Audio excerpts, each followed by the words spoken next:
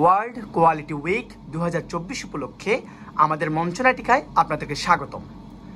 আমাদের এবারের নাটকের মূল বিষয় হচ্ছে গুণমানের গুরুত্ব। আমাদের থিম হচ্ছে গুণমানের সচেতনতা, সঠিক কাজ করা।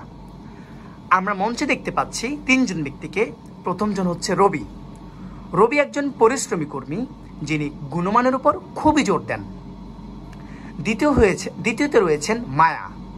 মায়া হচ্ছে রবির সহকর্মী, যিনি কখনো কখনো শর্টকাট নিতে চান।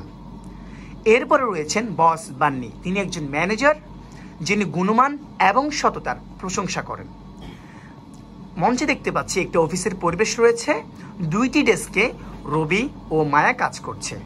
পাশে বস বান্নি দাঁড়িয়ে আছেন এবং তাদের কার্যক্রম পর্যবেক্ষণ করছেন। মায়া গুণমান দিবস আসছে। আমাদের প্রজেক্ট নিয়ে কথা বলতে আমি খুবই উচ্ছ্বসিত। হ্যাঁ, কিন্তু এখন অনেক কাজ বাকি। কিছু চেক বাদ দিলেও চলবে নাকি? কেউ তো বুঝতে পারবে না।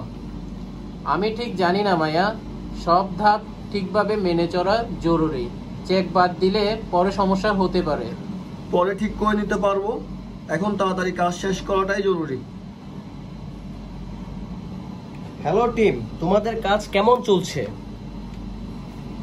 আমরা কঠোর পরিশ্রম করছি বস বান্নি, কিন্তু মায়া মনে করছে কিছু গুণমান চেক বাদ দিয়ে দ্রুত কাজ শেষ করা যাবে।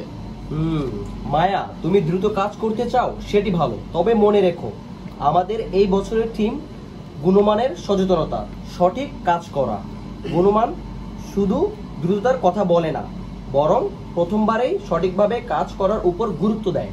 আপনি ঠিক বলছেন বস বান্নি, আমি শুধু সময় নিয়ে চিন্তিত ছিলাম। আমরা একসাথে কাজ করলে সময় মতো শেষ করতে পারবো। গুণমানের উপর জোর দিলে ফলাফলও ভালো হবে। হ্যাঁ, এটাই আসল মনোভাব। গুণমানের সচেতনতা মানে আমাদের কাজের প্রভাব সম্পর্কে চিন্তা করা। যদি এখন শর্টকাট নেই, ভবিষ্যতে বড় সমস্যায় পড়তে পারি। বুঝতে পেরেছি। এবার থেকে কোনো শর্টকাট নয় রবি, আমরা ঠিকভাবে কাজ করব। একমত। চলো আমরা এই প্রজেক্টটিকে সেরা করে তুলবো। সবাইকে শুভ গুণমান দিবস। মনে রেখো, প্রকৃত গুণমান আসে সঠিক কাজ করার প্রতিশ্রুতি থেকে। প্রতিবারই